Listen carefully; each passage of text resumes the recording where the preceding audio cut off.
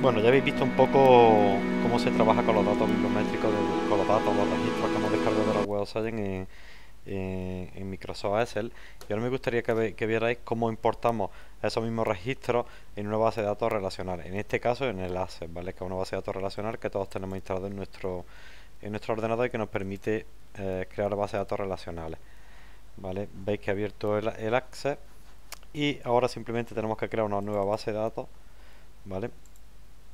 Y vamos a importar los registros. El proceso de importación cuando estamos en esta base de datos es similar al de Excel. ¿Vale? Le damos aquí a importar datos externos y recordad que el archivo nos lo descargamos originalmente en archivo de texto. Por tanto, le damos archivo de texto. Busco el archivo que había descargado, que lo tenemos aquí, y le doy a aceptar. ¿Vale?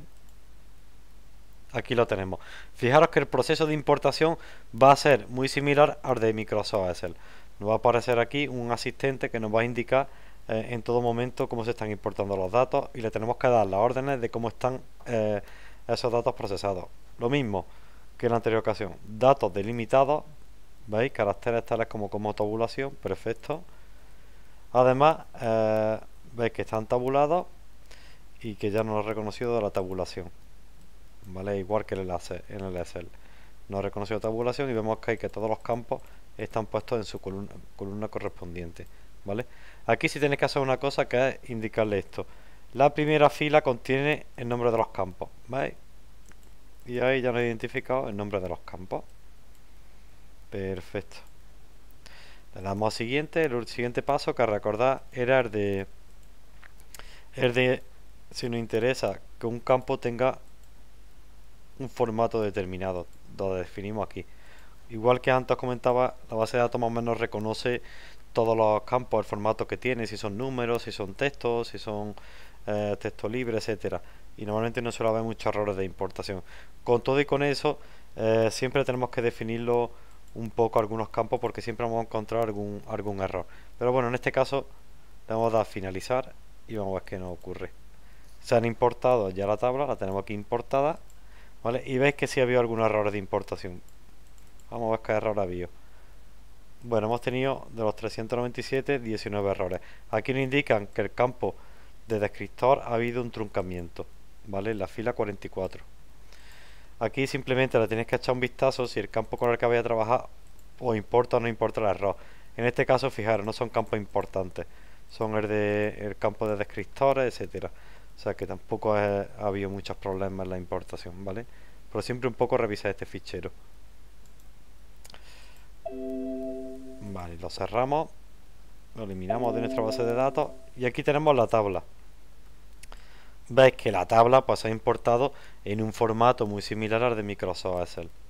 ¿Vale? Exactamente igual. ¿Vale? Pues ya tenéis esta tabla incorporada aquí a vuestra base de datos. Bueno, ya habéis visto que la tabla ha quedado incorporada a Microsoft Access y evidentemente al ser una base de datos, una base de datos relacionada, podemos hacer todas las operaciones comunes que nos permiten una base de datos. Vale, simplemente quiero mostraros que esta tabla que está incorporada, con esta tabla ya podríamos hacer consultas directamente sobre ella. Vale, ya sabéis que una de las virtudes que tiene este software es que tiene un asistente de consulta. Fijaros, he incorporado hace un minuto la tabla y ya podría trabajar sobre ella, ¿vale? Ya podría decir, por ejemplo, cuántas revistas tiene o cuántos artículos tiene cada revista publicado, ¿vale? Fijaros, pongo aquí y le digo que me sume que me cuente los trabajos por revista, ¿vale? Y fijaros, aquí tengo ya mi consulta. Simplemente lo que os quiero ilustrar es que de hace 2 minutos, hace 5 minutos teníamos los registros de la Web of Science y ahora mismo ya los tenemos incorporados en una base de datos con todas las ventajas que eso conlleva. Bueno, evidentemente también podemos hacer todo tipo de consultas las que nos permite los campos. Fijaros que hemos contado los artículos y podemos meter la cita, por ejemplo, que nos diga además aquí las citas que tienen los trabajos, la suma. ¿Vale? Fijaros, la revista, número de trabajos que tiene, las citas totales, ¿vale? Y bueno, y si sabéis manejar este editor, pues aquí podemos nombrar los campos que salgan, número de trabajo. Vamos a poner aquí, por ejemplo, número de citas, ¿vale?